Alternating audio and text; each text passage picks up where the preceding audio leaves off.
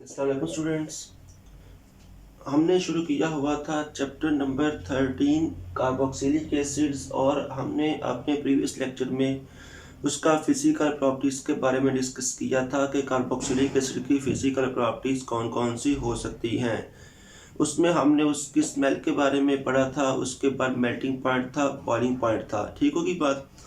अब हम आ जाते हैं जो नेक्स्ट वाला लेक्चर आ जाएगा, कार्बोक्सिलिक एसिड रिएक्शंस कौन कौन से करते हैं। तो लास्ट लेक्चर में हमने ये किया था कि कार्बोक्सिलिक एसिड्स के रिएक्शन बेसिकली तीन तरह के हो सकते हैं।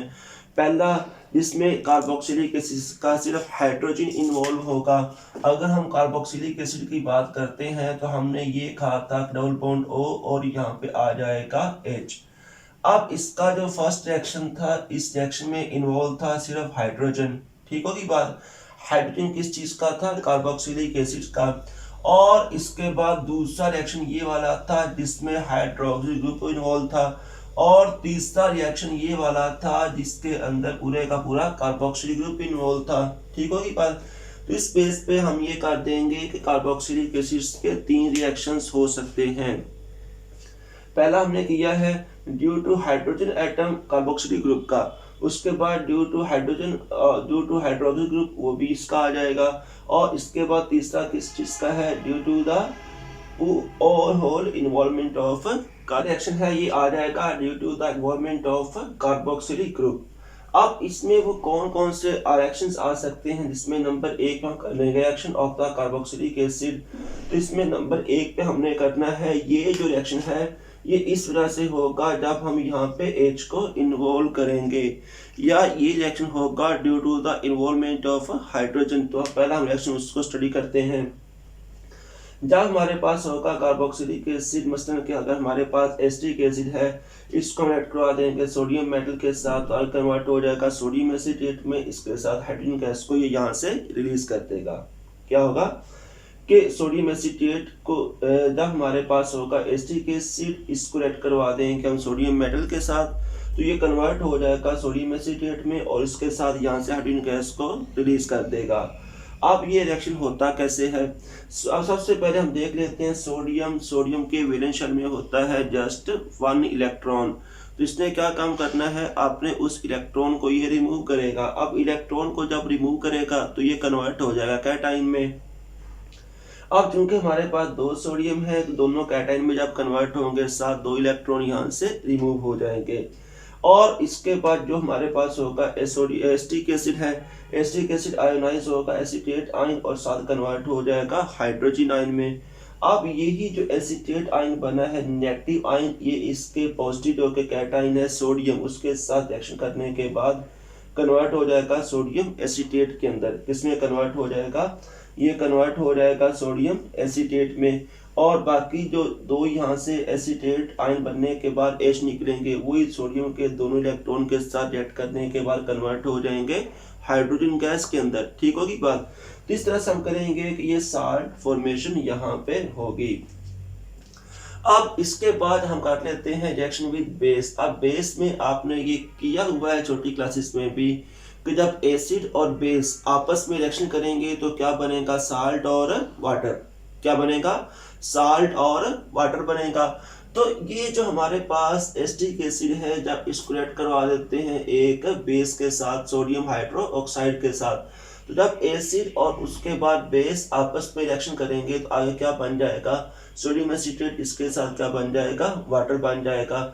जस्ट इतना सा होगा कि हाइड्रोक्सिल ग्रुप जो कि नेगेटिव चार्ज होगा, उसके ये नेगेटिव चार्ज हो सकता है, ये पॉजिटिव चार्ज हो सकता है, ये नेगेटिव पॉजिटिव चार्ज है, इसके ऊपर कौन सा चार्ज है? नेगेटिव चार्ज है।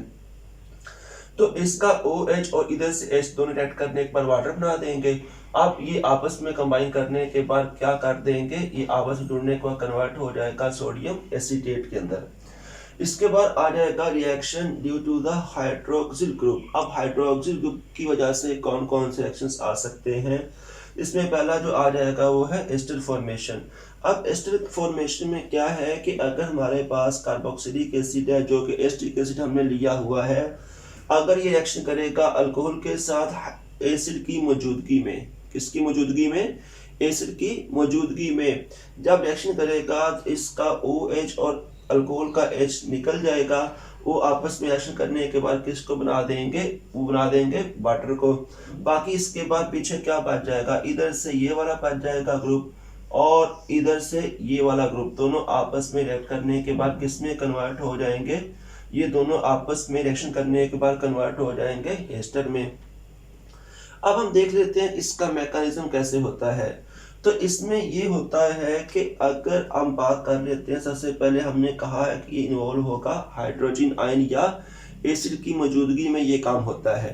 अब जो वही एसिड है वो काम क्या करता है, वो ये काम करता है कि आप हाइड्रोजन आयन आएगा, वो कार्बन के जो O है उसके साथ जो लोन पेयर होगा, वो लोन पेयर के साथ अपना बना लेगा बॉन्ड। जब उसके साथ अपना बॉन्ड बनाएगा तो बॉन्ड बनाने की वजह से क्या होगा, बॉन्ड बनाने की वजह से ये होगा कि फर्स्ट स्टेप में ये यहाँ पे आ जाएगा, ठीक होगी बात।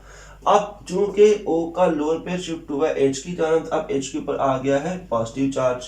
कौन सा चार्ज आ गया, पॉजिटिव चार्ज आ गया। अब पॉजिटिव चार्ज कंपनसेट करने के लिए ये क्या काम करेगा, इस डबल बॉन्ड को अपने पास अट्रैक्ट कर लेगा। जब इस डबल बॉन्ड को अपने पास अट्रैक्ट करेगा, अब C और O के दरमियान कौन सा बॉन्ड आ जाएगा, सिंगल कोवलेंट बॉन्ड आ जाएगा। तो इस सिंगल कोवलेंट बॉन्ड को हम यूं शो करेंगे कि आ जाएगा मिथाइल ग्रुप।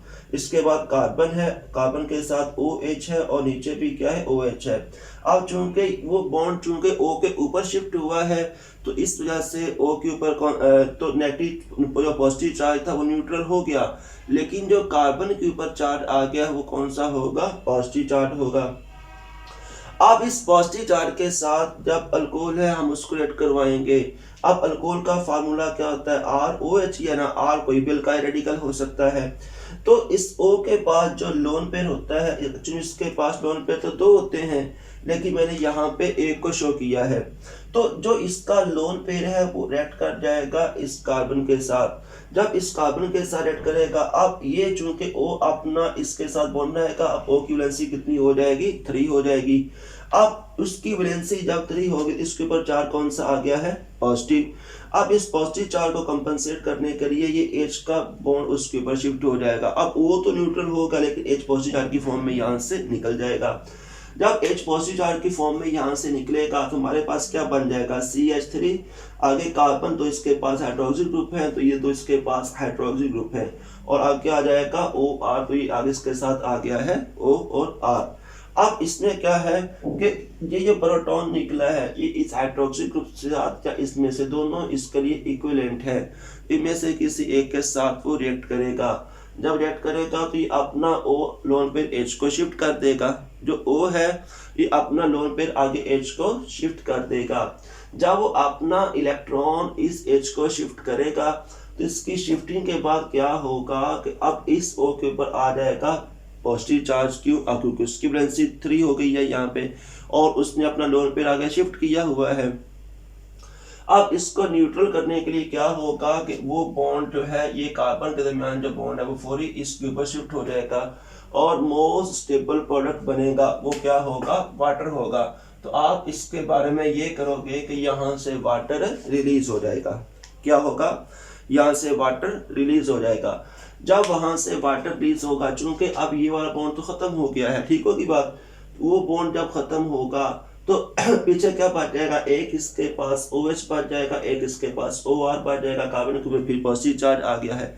तो अब इसकी टेट्रा वैलेंसी को मेंटेन करने के लिए ये O और H के दरमियान जो बॉन्ड पड़ा हुआ है वो बॉन्ड वो अंदर शिफ्ट कर देंगे, ठीक होगी बात।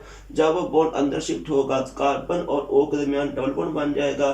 चूंकि ये बॉन्ड अंदर शिफ्ट होगा H यहाँ से पॉजिटिव चार्ज की फॉर्म में रिलीज हो जाएगा और ये वही H है जो आपने इस्तेमाल किया था एज एसिड, ठीक होगी बात, जो आपने एज कैटलिस्ट इस्तेमाल किया था वही H यहाँ से रिलीज हो जाएगा।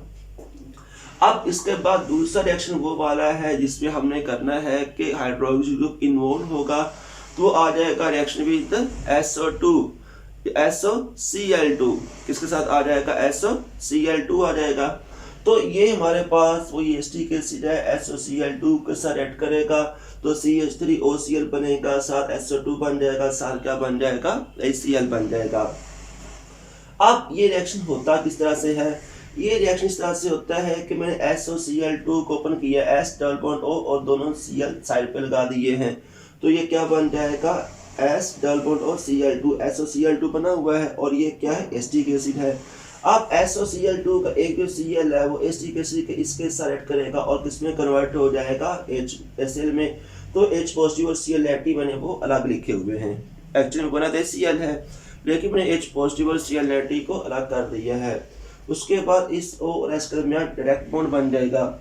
अब नेक्स्ट टाइम में क्या होगा कि ये जो हमने यहाँ पे Cl नेगेटिव निकाला है, Cl निकाला है ना, उसका जो Cl नेगेटिव है वो इस कार्बन के साथ रिएक्ट कर जाएगा, कार्बोनाइल कार्बन के साथ वो रिएक्ट करेगा और रिएक्ट करने के बाद O के ऊपर जो डबल बॉन्ड है O और C के दरमियान वो टूटेगा और O के ऊपर कन्वर्ट हो जाएगा नेगेटिव चार्ज की फॉर्म में। अब जब वो नेगेटिव चार्ज की फॉर्म में यहाँ पे कन्वर्ट होगा तो होगा ये वाला काम कि अब हमारे पास चीज़ ये वाली बन जाएगी, ठीक होगी बात, हमारे पास चीज़ ये वाली बन जाएगी, CH3CO के ऊपर नेगेटिव चार्ज है, ये Cl है, आगे OS डबल बॉन्ड हो, उसके बाद क्या बन गया है, Cl बन गया है। अब इसके बाद क्या होगा कि नेक्स्ट टाइम में ये होगा कि जैसे ही O का डबल बॉन्ड अंदर शिफ्ट होगा, कार्बन और O के दरमियान कौन सा बॉन्ड बन जाएगा, डबल बॉन्ड बन जाएगा। अब इस डबल बॉन्ड को आगे इसके बाद क्या होगा कि फौरी ये जो बॉन्ड है ये टूट के O और S के दरमियान शिफ्ट हो जाएगा, ठीक होगी बात, O और S के दरमियान वो शिफ्ट हो जाएगा और इसके बाद ये जो बॉन्ड है टूट के Cl के ऊपर नेगेटिव चार्ज की फॉर्म में शिफ्ट हो जाएगा। पीछे हमारे पास जब ये बॉन्ड उधर शिफ्ट होगा तो क्या बन जाएगा, CH3C डबल बॉन्ड O, उसके साथ क्या बन गया, Cl। जब ये बॉन्ड उधर शिफ्ट होगा O और S के डबल बॉन्ड आ जाएगा, एक ऑलरेडी मौजूद है तो क्या बन जाएगा, SO2 ये वाला बन जाएगा और डबल बॉन्ड उसके ऊपर शिफ्ट होगा तो वो Cl नेगेटिव चार्ज की फॉर्म में यहाँ से रिलीज हो जाएगा। अब जो कि Cl नेगेटिव यहाँ से ये रिलीज हो गया है, ये बाकी जो H पॉजिटिव यहाँ पड़ा हुआ होगा क्योंकि Cl को तो हमने यहाँ पे इस्तेमाल कर लिया है ना, तो पीछे तो H पॉजिटिव बचा हुआ था। अब H पॉजिटिव पीछे बचा हुआ है और इस Cl के साथ रिएक्शन करने पर वो क्या बना देगा, वो बना देगा HCl, क्या बना देगा, HCl की फॉर्मेशन कर देगा। इस तरह से आपने ये देख लिया है कि SOCl2 होगा, उसके बाद एस्टर फॉर्मेशन होगा अल्कोहल के साथ रिएक्शन, तो इन दोनों रिएक्शंस के अंदर कार्बोक्सिलिक ग्रुप का जो है वो हाइड्रोक्सिल ग्रुप इन्वॉल्व हो रहा है। तो और उसके बाद हमने किया है साल्ट फॉर्मेशन में या हमने किया है एसिड बेस में Na में, तो इन दोनों रिएक्शन के अंदर उसका सिर्फ हाइड्रोजन इन्वॉल्व हो रहा था। अब इसके बाद जो हमारा नेक्स्ट काम होगा वो एक रिएक्शन उसमें आ जाएगा अमाइड फॉर्मेशन और वो इंशाल्लाह हम अपने नेक्स्ट स्टेप में करेंगे। अल्लाह हाफिज़।